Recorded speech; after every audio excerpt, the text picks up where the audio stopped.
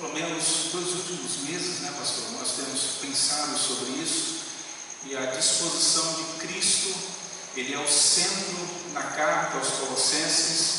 A ideia central do apóstolo Paulo é trazer ao coração daquela igreja que ali estava, assim como eu e como você, que somos igreja, a disposição e um direcionamento maior para que não venhamos a nos desviar diante das circunstâncias e diante dos falsos ensinos que por muitas vezes transcorrem na vida das comunidades. Colossenses não é diferente de muitas comunidades de fé que enfrentam o desafio de terem à sua disposição o ensino da palavra, mas conforme aquilo que de fato Cristo deixou para que pudéssemos ser e viver.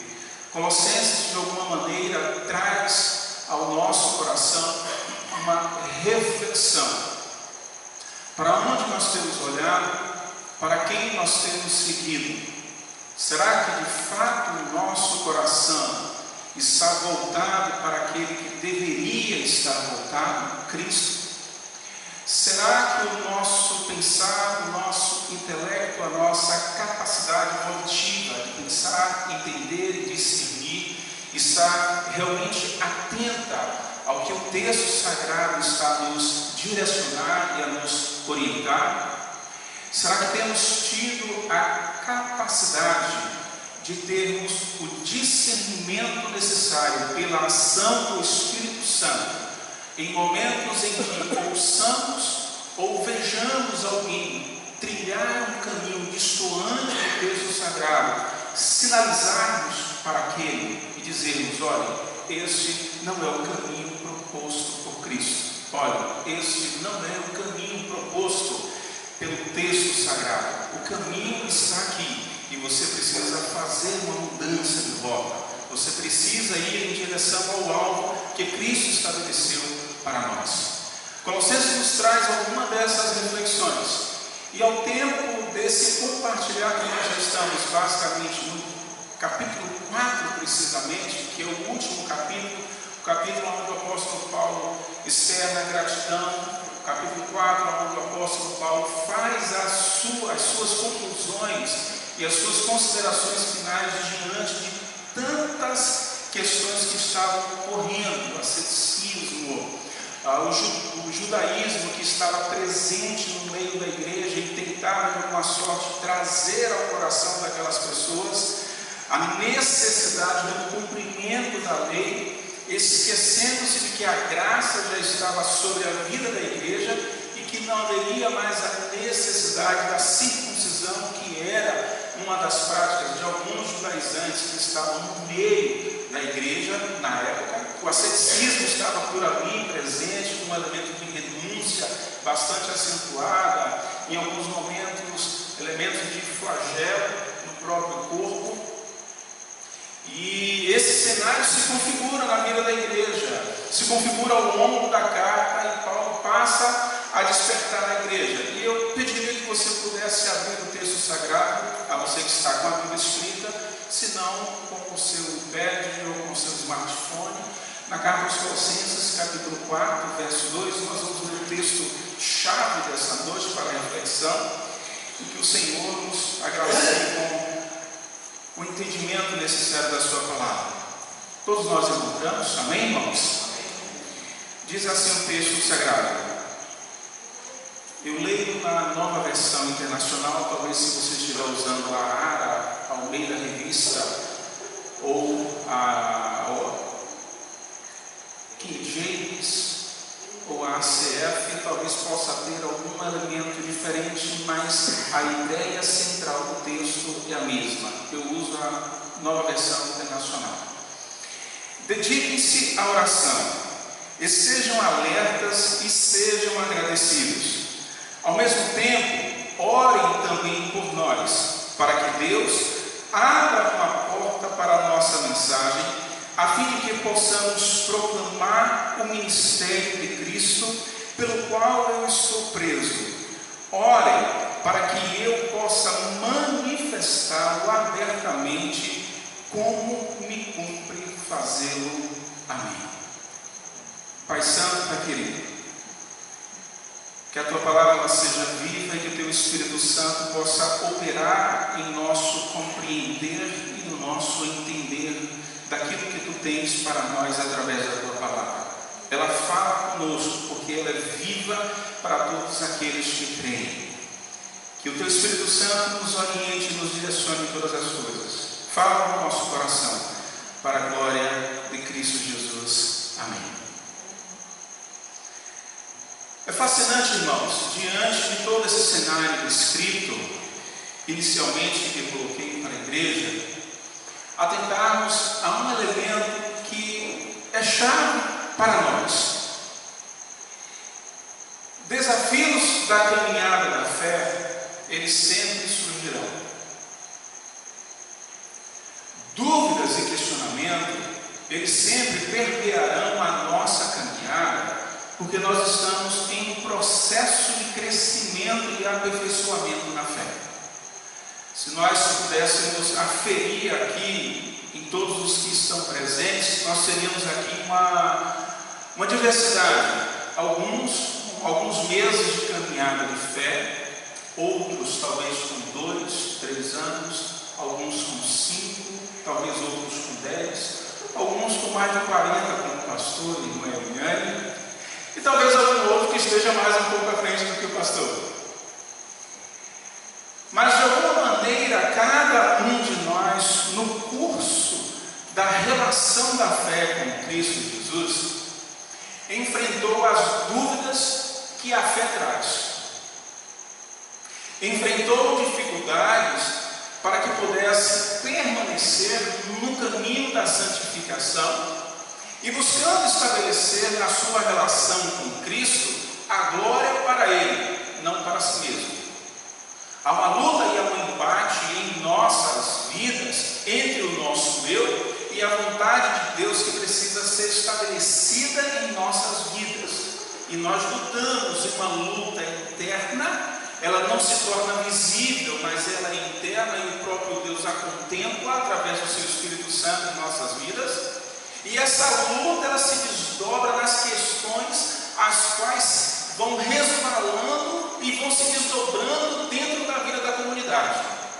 Se o pastor pudesse hoje, de alguma maneira, trazer cada ligação recebida no seu celular, acredito que a grande maioria delas estariam voltadas a dificuldades ou problemas enfrentados dentro da vida das pessoas das quais ele está cuidando, como pastoreio. Eu acho que poucas vezes o pastor recebe uma ligação dizendo assim: pastor, eu estou ligando só para dizer um bom dia e que Deus te abençoe nessa semana. Poucas são as vezes em que nós, na caminhada, nos preocupamos com o outro de maneira a estabelecermos a relação com algo que de fato possa ser construtivo, ao tempo em que leve aquele outro a vivenciar e a experimentar uma maior plenitude da vida de Deus na sua caminhada. Colossenses enfrenta inúmeras questões e diante de todos esses questionamentos que surgem para mim, para você e para a igreja de Colossos, existe uma questão bastante interessante, irmãos. Diante daquilo que nós temos acerca da dificuldade, nós podemos enxergar a oportunidade para que possamos crescer diante de Deus e diante da nossa fé. A partir do capítulo 4, Paulo passa a descrever algumas questões que não é apenas uma oportunidade, mas oportunidades para que a nossa fé esteja de acordo com a vontade de Deus. Cada um de nós aqui, ao longo dessa semana, buscamos algum elemento de oportunidade. Acredito que aqueles que estão desempregados estão lutando no mercado nesse desafio gigante que é o desemprego no nosso país. E na primeira porta que se surgir, ele não pede nem licença, ele entra de cabeça. Não é assim? Para quem está desempregado, a primeira porta de oportunidade, ele quer fazer o quê? Eu vou passar, eu quero essa oportunidade. É fascinante isso. nós temos um elemento psicológico e que por muitas vezes nós construímos na nossa estrutura de vida, que é pautarmos na nossa condução comportamental o elemento negativo diante das circunstâncias desafiadoras. Nós normalmente não enxergamos as circunstâncias desafiadoras como um elemento construtivo para nós. Mas nós sempre dizemos, ó dia, ó azar. Todos lembram daquele desenho da hiena, né? Que ela reclamava de tudo, ela reclamava de todos, ela não enxergava nenhuma oportunidade acerca de nada que estava acontecendo. E para nós, nessa noite, e essa é a ideia central, queridos, Deus, independente da nossa idade, independente do tempo que nós possamos ter de relacionamento com Ele, independente do tempo que você tenha na igreja, ou da sua pouca experiência com Ele, Ele é o Deus que a cada dia nos concede oportunidades. Ele provê meios, Ele provê caminhos, Ele estabelece mecanismos aos quais são oportunidades para nós. Mas nós estamos atentos a essas oportunidades? Estamos percebendo as oportunidades que saltam na nossa frente, nos nossos olhos? Que saltam às vezes em circunstâncias que nós normalmente diríamos: não, irmão George, isso aí nunca seria Deus me concedendo oportunidade. Talvez um pequeno olhar diferenciado sobre a sua posição no prisma da circunstância possa fazê-lo perceber a oportunidade que Deus está dando para que você se achegue mais a Ele. Paulo traz a partir desse momento algo fantástico.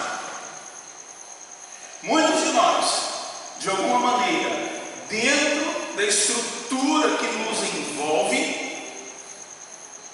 às vezes não queremos mais nos relacionarmos com o ambiente da comunidade a qual nós passamos.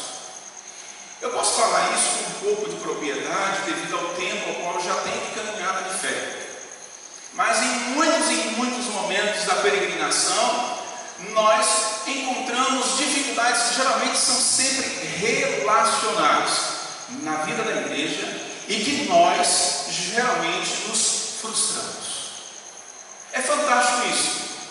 A grande maioria das problemáticas na vida da comunidade está dentro da estrutura relacional, nos relacionamentos interpessoais que nós estabelecemos.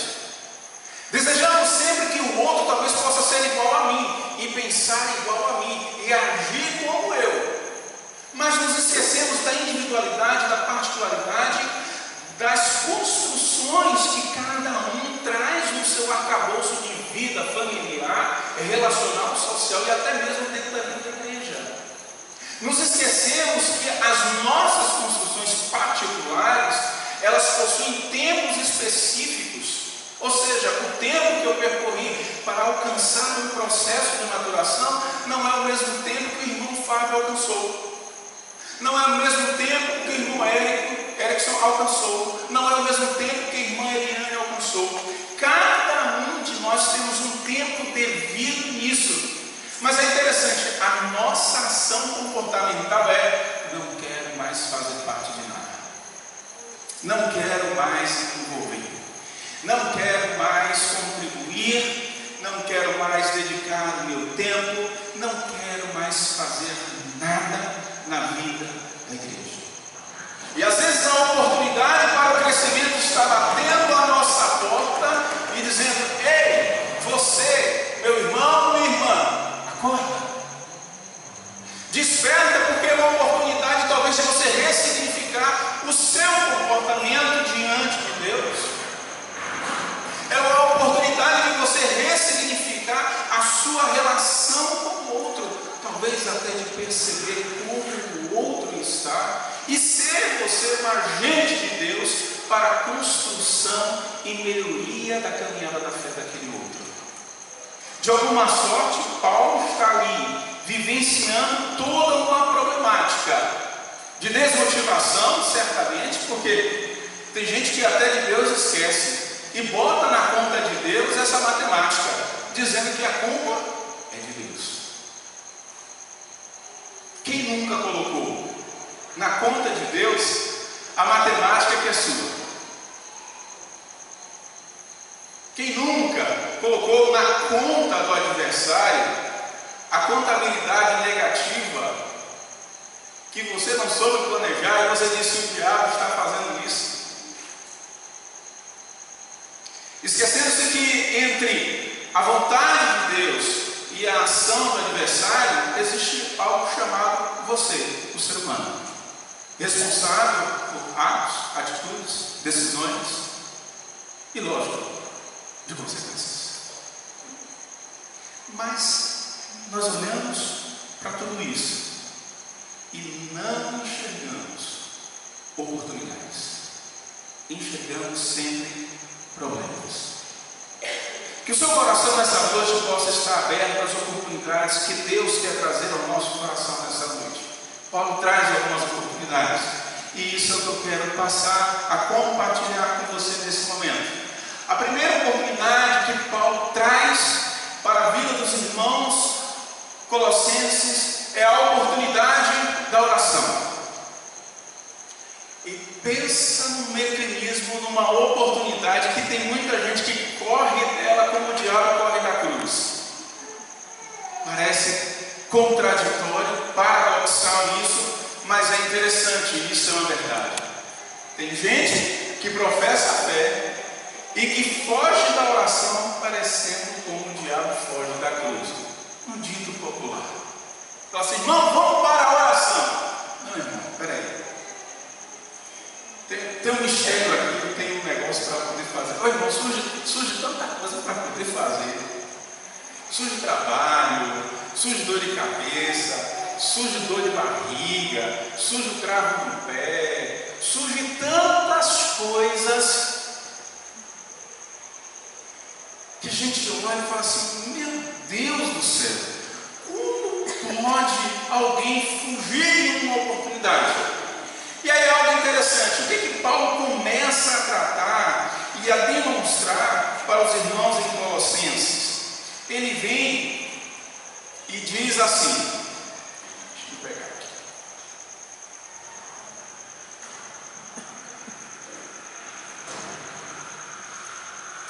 Verso 2, ele começa dizendo assim: dediquem-se à oração. A ideia do texto é ocupar, persistir na oração, do elemento de constância necessária para alcançar o objetivo estabelecido. Paulo ele dá uma ordem: dediquem-se, a cada dia vocês deveriam se envolver. E é interessante que inevitavelmente nós construímos uma ideia central de que a oração geralmente ela é aonde? Na igreja. Você já observou isso? A ideia central sempre é: onde é a oração? Na igreja. Mas como é que você se ocupa o tempo inteiro de maneira constante, estando apenas na igreja? Todos nós trabalhamos aqui, amém? Quantos estão desempregados? 1, 2, 3, 4. Que Deus abra as portas. Mas a grande maioria que aqui está, todas nós estamos trabalhando pelo menos 8 horas por dia, que seria o padrão estabelecido pela CLT. Mais 2 horas de almoço, 10 horas, mais 1 hora para ir e voltar, entre a relação da manhã e o final do dia, 8, 10, 11 horas e meia, 12 horas de trabalho, deslocamento, almoço, para que você possa estar lá. Como se ocupar na oração no meio desse universo de trabalho? Aí às vezes nós construímos um elemento interessante. Acreditamos que a oração ela apenas se dá para nós quando nós estamos apenas, irmãos, ajoelhados. E de preferência na igreja, com o pastor ou com a pessoa responsável pelo culto de oração. E o entendimento que nós precisamos construir é: A oração é a disposição interna nossa em um relacionamento contínuo com Deus.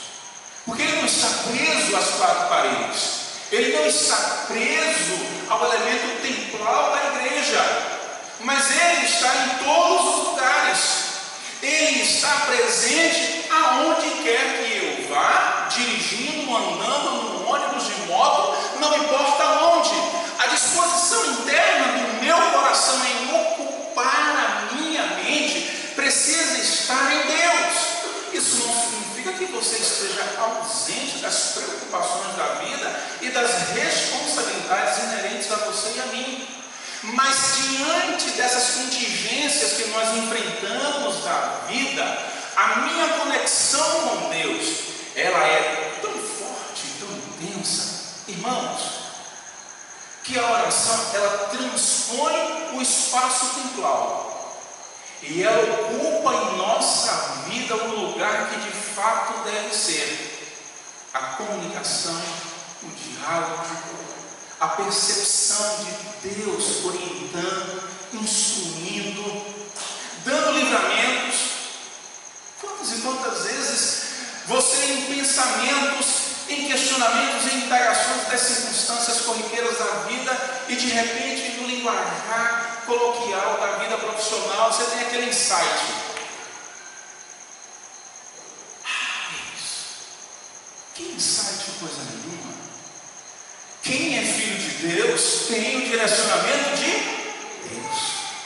Mas por que você tem? Porque a sua conexão, ou seja, a sua dedicação de relacionamento com Deus está tão viva, tão presente, que aquilo surge para você como um saltar de ideias.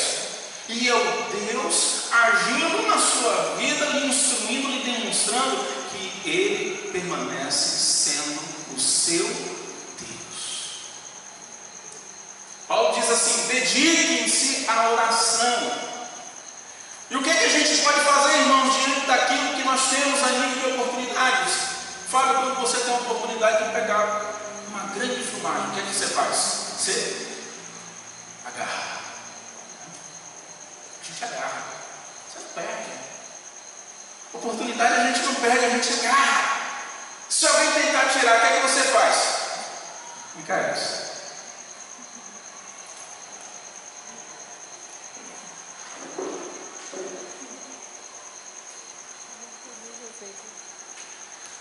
Está tudo aqui. Eu estou desempregado, né?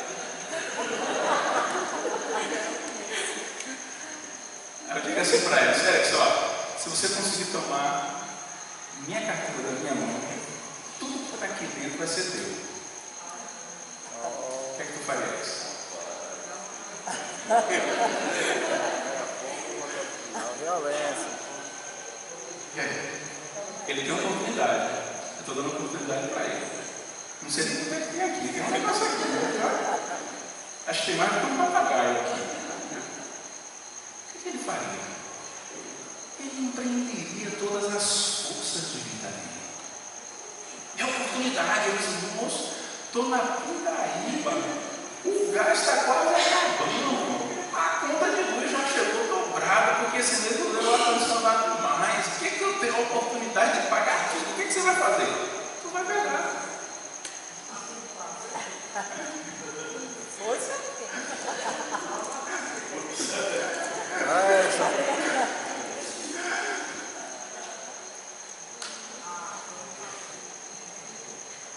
Irmãos, Deus às vezes está dando tantas oportunidades para a gente.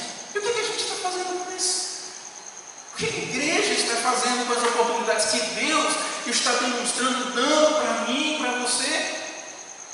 Quantas e quantas vezes nós somos alertados acerca das oportunidades? Agora eu não posso deixar de destacar.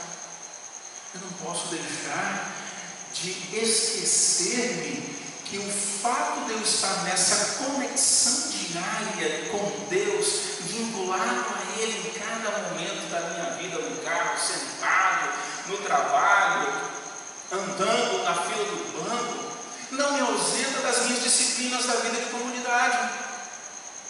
Não me ausenta do elemento de compromisso, de estarmos aqui na comunhão com os irmãos, orando uns pelos outros. O próprio apóstolo Paulo faz inúmeras recomendações: orai uns pelos outros, orai sem cessar, estejam unidos em um só propósito, estejam juntos. Eu vou estar junto com meus irmãos na fé, onde? Na mesa do bar? Não, de maneira nenhuma, não me cabe, não é o lugar. Mas onde é que eu vou estar orando com os meus irmãos também, irmãos? Aonde? Na igreja. Comprometimento de disciplinas espirituais que fazem parte da minha vida com Deus, porque Deus não me colocou no mundo para simplesmente viver a Ele e a beira. Ele diz assim: vocês são igreja de Deus, e a igreja ela se reúne, ela tem encontro, ela tem comunhão, ela tem relacionamento. E às vezes a oração nos auxilia nos embates da vida de comunidade, de orarmos uns pelos outros. Às vezes a gente acha que o nosso problema é maior do que o de todo mundo. Já viu isso? O meu problema é maior do que todo mundo. Quando você chega no culto de oração, que o irmão rasga o coração pedindo a oração, você fala assim: meu Deus do céu, eu estou no céu e não estou sabendo. O meu problema é nada diante do que o irmão está vivendo, do que a irmã está vivendo. Isso é fichinha, é coisa pequena.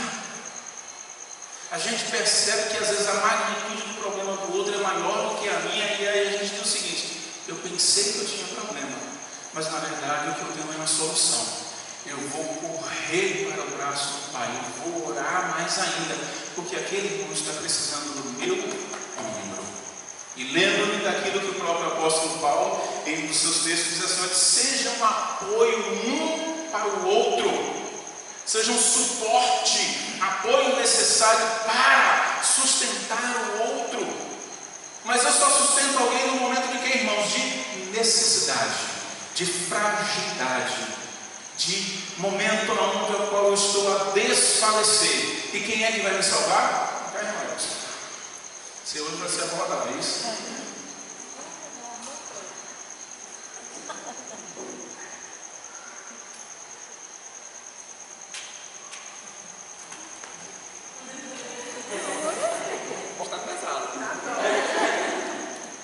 No momento em que eu desfalecer, eu sei que o irmão Erickson vai me apoiar.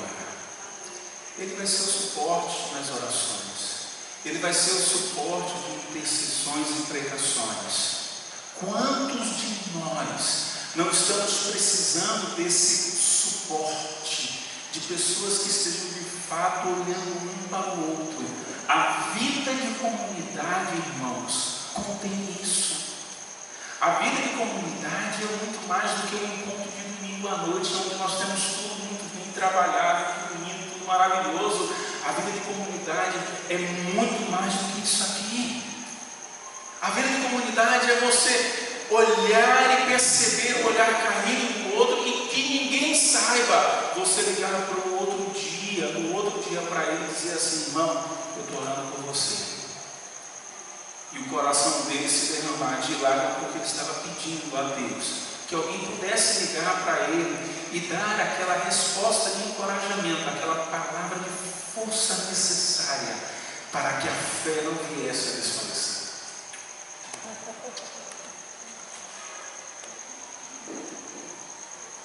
Não estranhe não isso não, irmãos. O pastor sabe disso, porque é ósculo santo. A gente vive às vezes alguns estereótipos tão marcantes que às vezes a gente na fé, ao manifestar, às vezes as pessoas se surpreendem com isso. A oração Paulo traz aqui como um elemento fundamental a nível de oportunidade. E ele continua dizendo: olha, estejam alertas e sejam gratos e sejam agradecidos.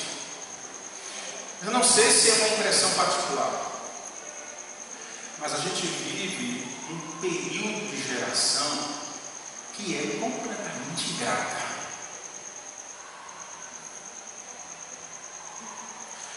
Uma geração que olha somente para o próprio umbigo. Uma geração que na sua relação, às vezes até de estrutura familiar, enxerga aquilo que pai e mãe faz como obrigação e nada mais. De que todo esforço, todas as noites, às vezes perdidas, às vezes desdobramentos de alma, econômica, financeira, é simplesmente olhar e dizer: por que eu tenho isso? Problema dele. Uma geração que não reconhece a palavra gratidão na mínima coisa necessária para que ele pudesse estar naquele momento, pelo menos vivo. Dizer assim: pai, mãe, obrigado porque o Senhor me deu a vida. Deus usou vocês dois para me dar pelo menos a vida. Aí Paulo diz assim: olha, fiquem alerta. Vocês acham que esse problema é só dessa geração? Lá atrás também tinham pessoas que eram ingratas. Jesus está indo, passeando, fazendo aquilo que ele normalmente sempre fazia. Encontra pessoas que estavam com problemas de saúde, leprosos, rejeitados pela sociedade, porque o leproso à época de Jesus, e aí é bom que se destaque isso, ele era alguém à margem da sociedade, porque a lepra não tinha cura, então ela era contagiosa. Quem queria se relacionar com o leproso? Ninguém, porque se encostasse estava contaminado, ele estava sujo, ele se tornava impuro dentro do elemento judaico, e as pessoas simplesmente deixavam de lado. E aí Jesus encontra 10. Senhor, olha para nós, a sociedade está nos colocando à margem, esquecendo-se de nós. Aí Jesus diz assim: olha, vai lá, se apresentem aos sacerdotes. E aí eles, no curso do caminho para se apresentar aos sacerdotes, o que é que acontece? São curados. Cristo faz a operação de cura, trazendo a restauração de vida, restauração social, restauração familiar, viabilidade econômica, porque essas pessoas dependiam de favor de outros. Quando o governo, o Roma, lembrava de alguma coisa, dava algumas migalhas. Essas pessoas têm a sua integridade existencial restaurada pelo próprio Cristo. E aí o mais fantástico de tudo: quantos voltam?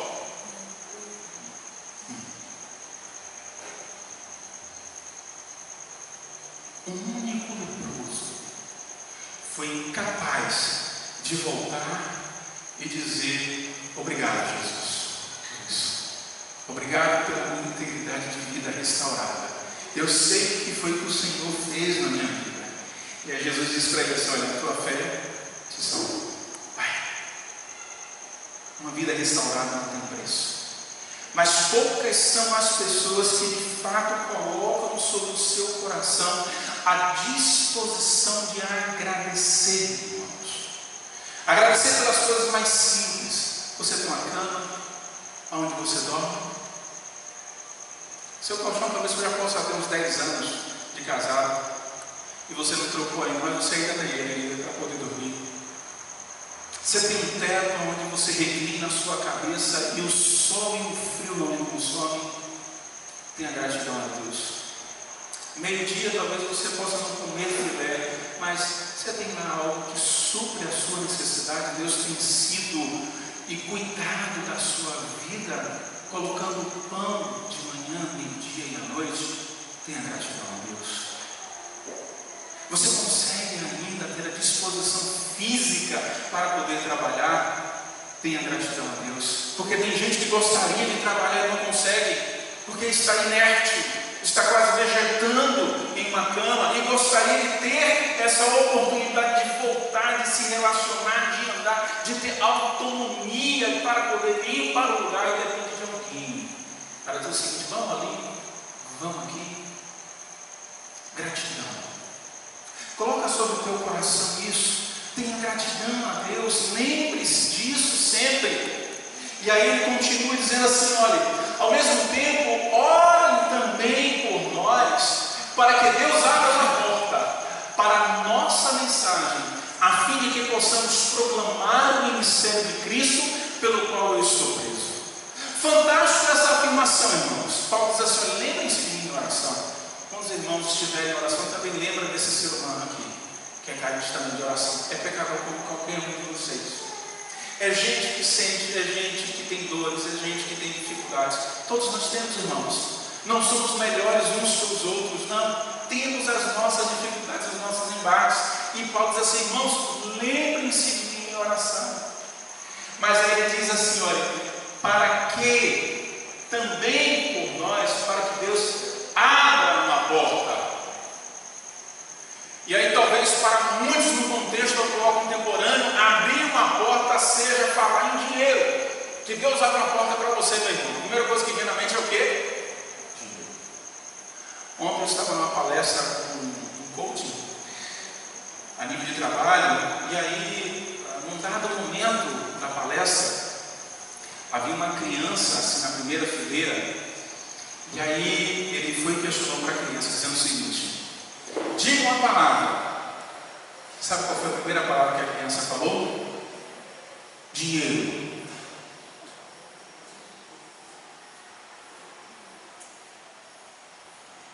Eu parei. O rapaz, ele ficou por alguns segundos estático, surpreso, meio que faltou o chão. Como é que você pergunta para uma criança de 7, 8 anos de idade uma palavra, e a primeira palavra que ele diz é o quê? Dinheiro. Eu falei: Jesus, tem misericórdia, porque eu acho que dentro da casa dele só se fala em dinheiro.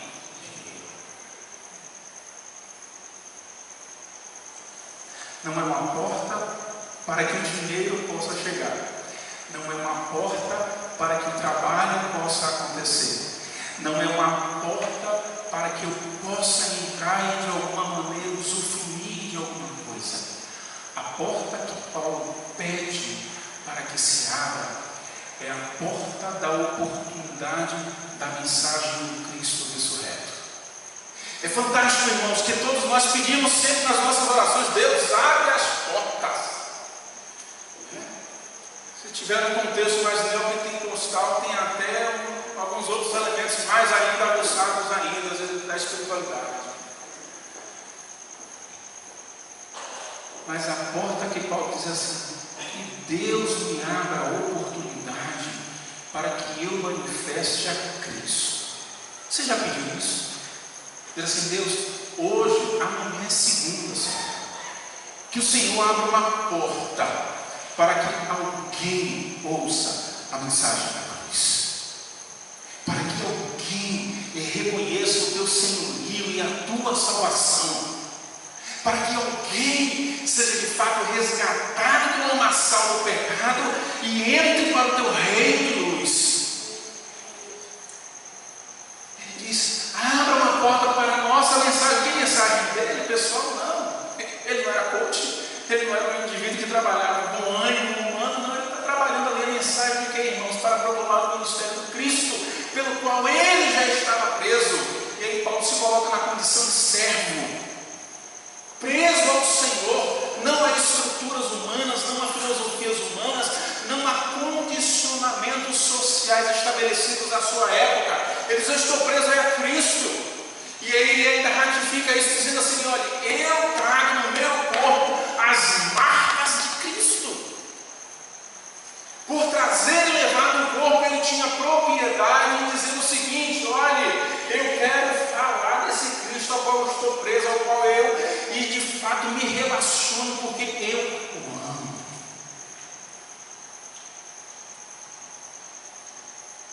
Que oportunidade! E aí ele diz assim: olha, orem para que eu possa manifestá-lo abertamente, como me cumpre em fazer. E o pastor aqui falou no ínter e antes da mensagem acerca da liberdade que nós temos, irmãos. Isso é fantástico para nós. Para Paulo, a época e o contexto ao qual ele vivia, falar de Cristo, cadeia. Estava lá. Vocês acham que quando ele escreveu aos Colossenses ele estava no gozo da liberdade plena, lindo e maravilhoso, deitado em berço esplêndido? jeito nenhum. Cadeia já lhe conhecia. Os chicotes romanos já havia sido experimentado no seu lombo, nas suas costas. As dificuldades e os confrontos, os enfrentamentos diante de autoridades já haviam acontecido, e Paulo está dizendo o seguinte: olha, eu quero manifestá-lo abertamente, mesmo com tudo isso que eu trago no corpo, eu quero falar dele, e mesmo com tudo isso que eu estou vivendo, eu preciso falar deste homem que me resgatou. Paulo encoraja os colossenses a dizer o seguinte: olha, abram, façam isso, vivam isso, experimentem isso de maneira muito mais plena na vida de vocês. Não sejam corrompidos pela estrutura sistêmica a qual vocês estão vivendo, dos judaizantes, dos ascéticos, de pessoas que estão simplesmente para infiltrar-se e contaminar o reino de Deus. Aí eu acho ainda mais interessante, Paulo vem e faz o apontamento para a segunda oportunidade: investir em pessoas. O verso 5 do texto, deixa eu abrir aqui.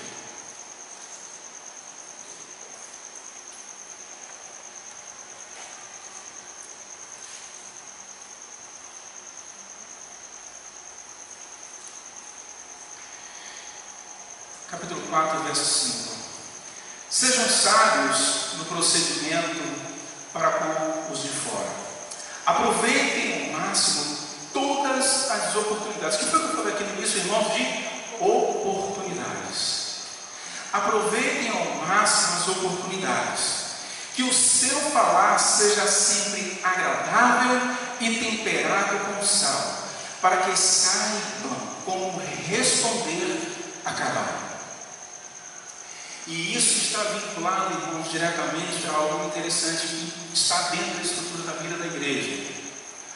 Às vezes nós olhamos e há uma compreensão de que na vida da igreja é só os santinhos. Já percebeu isso?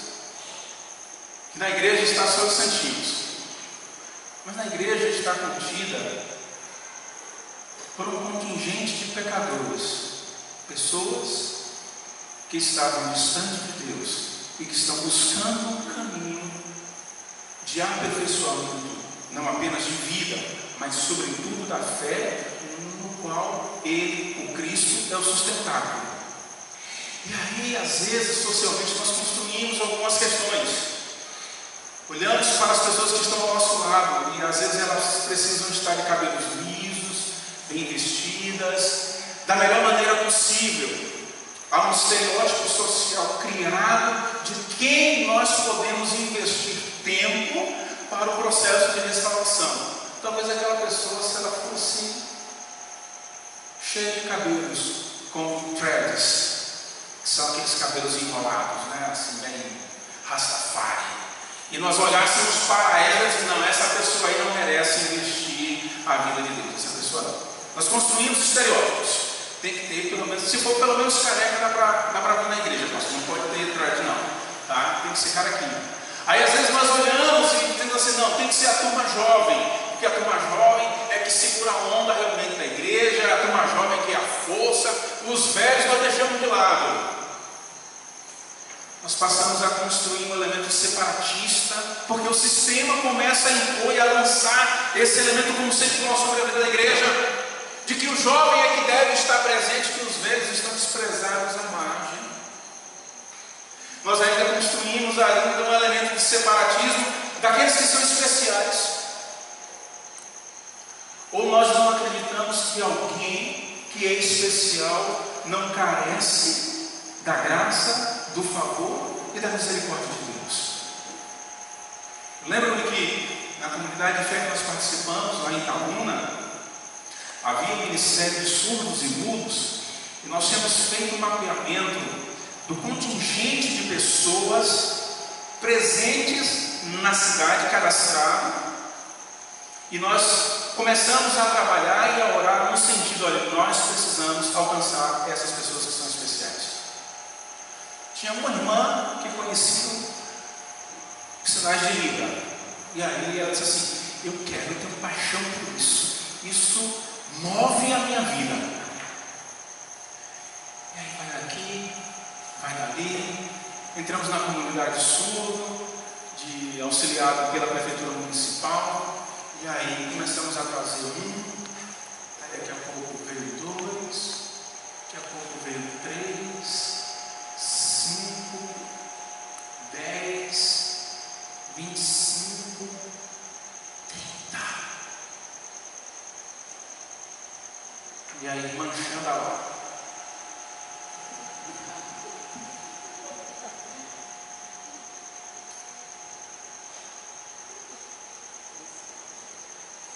As pessoas chegavam e falavam assim: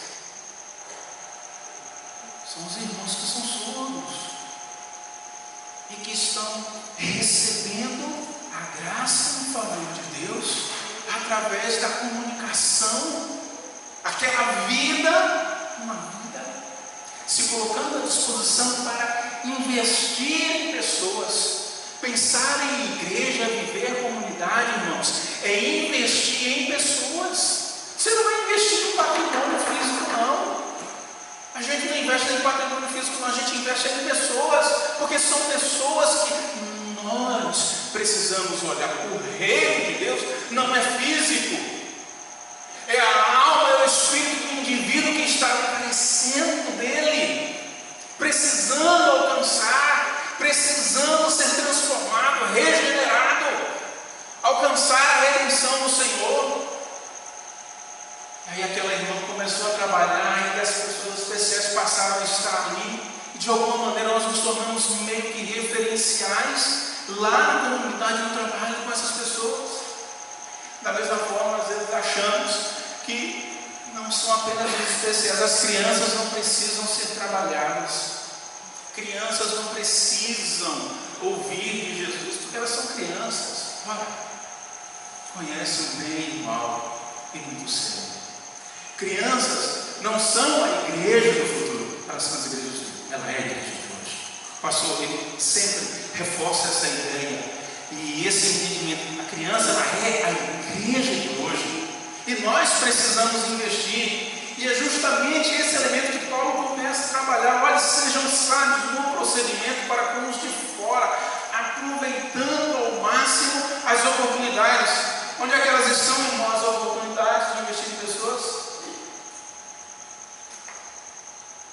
Você tem a habilidade, você tem o talento para poder trabalhar, para dispor de uma hora, talvez na semana, para poder desenvolver um estudo com especiais. Faça isso. Você tem 2 horas ou uma tarde que você possa construir a vida de Deus na vida de alguém que de repente está acamado. Dedique o tempo, vá, visite, compartilhe. Faça isso. É interessante que inúmeras vezes nós encontramos o elemento imperativo bíblico dizendo o seguinte: vá. Quando nós pegamos o elemento da grande comissão em Mateus 20, 28, é imperativo: vão, estejam em ação, em operação, atuando. Não é para ficarmos inertes, parados. Não. Não é para com os de dentro, é para com os de fora. Aproveitar ao máximo todas as oportunidades, de forma que tudo aquilo que nós falamos, tudo aquilo que nós refletimos, tudo aquilo que nós compartilhamos no nosso dia a dia, reflita a imagem do Cristo ressurreto. Quando nós estamos lá com eles, na oportunidade, quem é que nós estamos manifestando? É o José? É a Maria? É o João? É o Tiago? Não, irmãos. Nós estamos refletindo Cristo em nós. Paulo já diz: Cristo em vós, a esperança da glória. Quantas e quantas pessoas olham para nós, enxergam alguma coisa, menos o Cristo.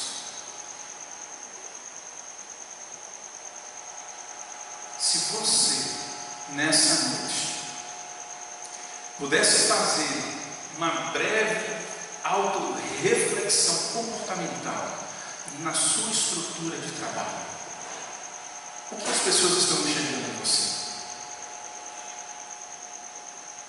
Não precisa me responder, apenas reflita nesse momento.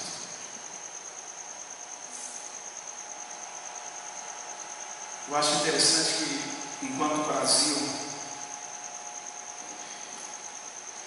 a igreja do Senhor, ela se perde no curso dessas últimas 2 décadas. Os últimos 20 anos da igreja brasileira têm sido bastante conturbados. E o Brasil, ele passa por um processo de reevangelização. É interessante isso. O próprio Brasil se reevangelizando, porque a coisa se perdeu de maneira tal que a gente está tendo que voltar aos rudimentos da fé e dizer para as pessoas quem é Deus, quem é Jesus, quem é o Espírito Santo. Porque as pessoas não sabem. Sabem da bênção, sabem do culto do óleo, sabem do culto da vitória, sabem do bocado de culto. Mas quem é Deus? Quem é Jesus? Quantos acreditam que o Espírito Santo de Deus está habitando na sua vida? Pode fazer assim. Graças a Deus. Porque tem gente que não acredita que o Espírito Santo está habitando. Aí recorda-me daquilo que o Cristo disse assim: olha, quando eu for para o Pai, eu enviarei a vós o Consolador, o Espírito Santo de Deus, e Ele estará com vocês todos os dias até a consumação dos séculos. A garantia, o penhor está aqui. A promessa que o Cristo disse se cumpre, e nós o temos, e aguardamos a sua vinda. E isso é algo que sobre o coração da vida da igreja precisa emanar a todo tempo. Ou seja, eu espero ansiosamente a vinda de Cristo. Talvez Ele possa vir, ou talvez eu possa ir. E se eu for, irmãos, eu vou de braços abertos para abraçar. Se eu for, antes dele vir, eu me alegrarei com todos os mártires da fé. Se eu for antes dele vir, eu me alegrarei com todos aqueles que lutaram diuturnamente para manter viva a integridade da Bíblia Sagrada, lutando a todo tempo, trazendo na marca do seu corpo as marcas de Cristo, do Evangelho de Cristo. Eu me alegrarei com todas essas pessoas. É fantástico. Jesus não perdia oportunidades. João 7,37, Jesus está em uma das festas comumente realizadas pelo povo judeu. E aí, no meio de tudo aquilo que está a acontecer, o que é que Jesus faz? Ele começa a falar da sua obra. Ele começa a falar acerca das coisas que estariam a acontecer. Ele tem naquele momento a oportunidade de falar a obra que ele veio fazer. Verso 37, verso 39, do capítulo 7 de João, diz assim: e no último dia, grande dia da festa, Jesus se põe em pé e clamou, dizendo: se alguém tem sede, venha a mim. Muitos que estavam ali se assustam, dizendo assim: como eu vou a Jesus? A Ele? Se eu tivesse ele, eu vou a Ele. Jesus usa uma figura de linguagem nesse momento para dizer que aquilo que está na alma e no espírito, somente Ele pode saciar. A paz que o mundo às vezes oferece jamais será a paz que Ele pode nos dar. A alegria que o ser humano busca não é a alegria que Ele nos dá. temos sede de paz, nós temos sede de alegria, nós temos sede da presença de Deus, irmãos. Porque a cada dia, quando eu levanto e desejo que isso possa ser o desejo do coração da igreja do Senhor, Senhor, eu preciso buscar a tua presença, Pai. Porque viver sem o Senhor é estar no deserto da vida, sequidão, falta de orientação, direcionamento, falta de paz interna, inquietudes de alma, inquietudes sem saber se o dia de amanhã nascerá ou não. O que é que eu faço amanhã? Quem tem a Deus, a Cristo, saciando a sua sede existencial, irmãos, o dia de amanhã, a cada dia basta o seu mal. Eu sei que tem um tempo de nascer, eu sei que tem um tempo de viver, eu sei que tem um tempo de morrer, eu sei que tem um tempo de chorar, eu sei que tem um tempo de se alegrar, mas chegará o tempo em que eu terei que me encontrar com o Criador. E quando esse tempo chegar, a sede que eu tinha de existência, Ele saciou, e eu me alegrarei eternamente com Ele. Queridos,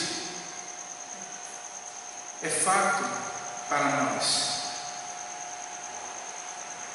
que o nosso falar seja sempre agradável e temperado. O verso 6 do texto de Colossenses capítulo 4. Para que saibam como responder a cada um.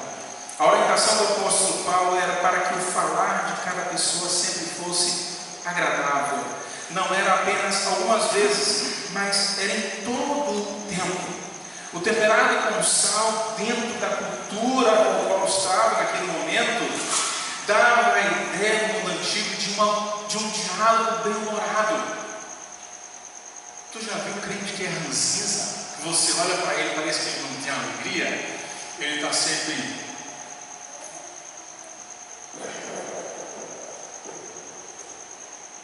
Às vezes ela tem nome de uma espiritualização, ou de uma espiritualidade saudável. Ele não brinca, ele não dá risada, ele não é feliz, ele não é contente. O povo de Deus tem que ser o povo mais feliz do mundo, irmãos. Olha para a pessoa que está do seu lado. Dá uma olhadinha para ele. Não precisa dizer para ele sorrir para você, mas perceba a alegria de Deus no coração dele.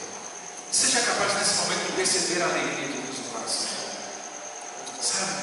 Porque é essa alegria que deve ser contagiante. O sal está aí, está presente, dando para nós contentamento de vida. Sabe? Não é circunstancial, é constante. O viver na relação com Deus, o viver na relação com o outro é temperado. O sal está na medida certa. Quando você come, você diz, rapaz, que comida do jeito. O sal está no ponto. Agora, como é a comida sem sal?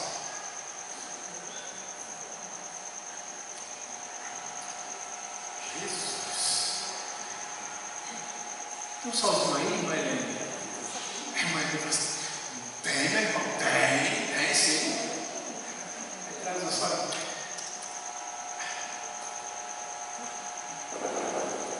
A vida temperada. Queridos irmãos, nosso coração precisa estar cheio de Deus. E isso é algo que nós precisamos construir na nossa caminhada. Paulo, finalizando o verso 6 do capítulo 4, ele diz o seguinte: que o seu falar seja sempre agradável e temperado com sal, para que vocês saibam como responder a cada um. Quando eu falei no início que as maiores problemáticas dentro da estrutura das comunidades e até mesmo fora das comunidades está diante dos relacionamentos interpessoais, isso se dá por muitas vezes falarmos mal. Como está o teu coração? Ele está permeado Pelo quê? Eu gosto sempre dessa palavra que meu pai ele sempre utilizava, essa palavra permeado, ou seja, não existe nenhum espaço sobrando, está completamente cheio. A sua vida, ela está como? Cheia de quê? Mágoa, ódio, rancor, decepções. Pega tudo isso agora, em nome de Jesus. Coloca no lugar. Dá um nó. E faça a oração dizendo o seguinte ao Senhor: Pai, enche-me da tua presença, para que o meu interior esteja completamente inundado, de maneira que não haja reservas, para que o adversário use disso para destruir a minha relação contigo, Senhor, e para com o meu próximo. Você verá como as suas relações mudarão. Você verá como a sua relação com Deus será completamente diferente. Você não será uma pessoa utilitarista, que se relaciona com Deus por elementos de barganha, mas a sua relação com Ele estará baseada em relacionamento vivo, sincero, real, honesto, mas sobretudo cheio de amor. Queridos irmãos, o apóstolo Paulo trabalhou conosco hoje oportunidades. Amanhã, segunda-feira, cada um de nós que aqui estamos teremos uma oportunidade de mudarmos o curso dessa segunda-feira. Diante de tudo que nós compartilhamos hoje, nós podemos entender que nós precisamos investir em oração, que nós precisamos investir em pessoas, mas nós também precisamos ter um investimento na nossa vida, na nossa relação com Deus e com o nosso próximo. Eu pediria que você pudesse curvar a tua cabeça por um breve segundo, e que você possa fazer uma oração de arrependimento das oportunidades que você possa ter perdido em Deus, de oportunidades que você possa ter deixado de lado e simplesmente desconsiderado o que Deus estava a fazer daquele momento e daquela circunstância na tua vida.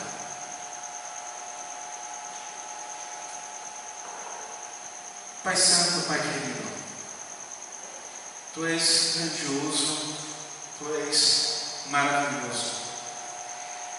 Nada se compara a Ti. Nós dependemos completamente de Ti, Senhor. Nosso coração, Senhor, está encharcado pela Tua palavra, Senhor. Estamos encharcados porque o Teu Espírito Santo está aqui, Senhor, atuando em cada coração de maneira única e particular, Senhor.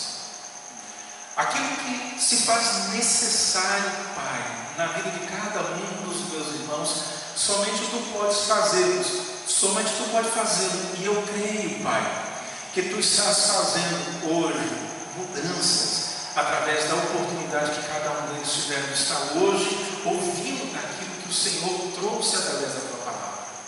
Eles não serão mais os mesmos no dia de amanhã, no segundo, Pai, agora, porque a Tua palavra ela foi viva, ela foi eficaz, Pai.